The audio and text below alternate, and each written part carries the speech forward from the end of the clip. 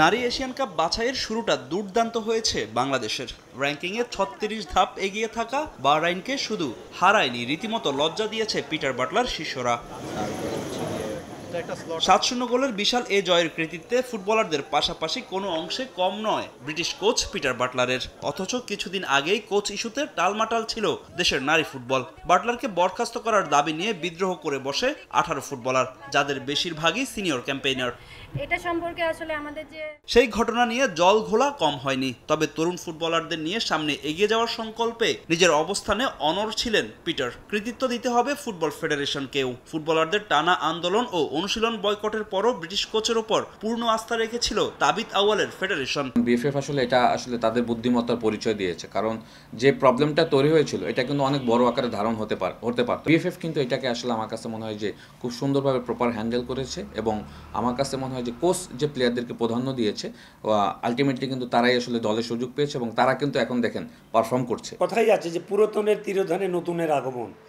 ওরা তো একসময় রিটায়ারমেন্টে যেতেই হবে।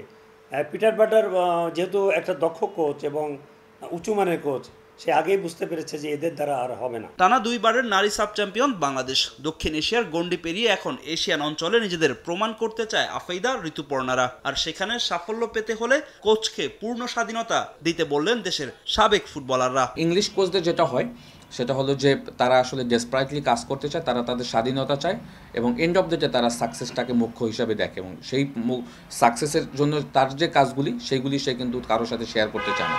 সে তার মতো করে কিন্তু দলকে গঠন করে, এবং আমার কাছে মনে হয় যে সে ওই প্রসেসটাই সে মেনটেন করেছে, এবং সে কিন্তু আস্তে আস্তে এই দলটাকে সাউথ এশিয়া থেকে এশিয়ান লেভেলে নিয়ে যাওয়ার জন্য কিন্তু চেষ্টা করছে, এবং সেটা তো ধাপে ধাপে আমরা দেখতে পাচ্ছি। নিচের দিকে যদি নজর থাকে তাহলে উপরে উঠতে পারবেন না। সো ডেফিনেটলি আমাদের দল অনেক ভালো করবে, এবং সবথেকে বড় ব্যাপার সেটা হলো আমাদের এই দলটা অনেক দিন ধরে একসঙ্গে আছে। বাফুফের এলিট একাডেমির কোচ হয়ে আসা পিটার বাটলার প্রথমে অস্থায়ীভাবে দায়িত্ব নিলেও তার সঙ্গে স্থায়ী চুক্তি করে বাফুফে। ২০২৬ সালের ডিসেম্বর পর্যন্ত এই ব্রিটিশের সঙ্গে চুক্তির মেয়াদ আছে ফেডারেশনের। ফাহিম ইসলাম, সময় সংবাদ, ঢাকা।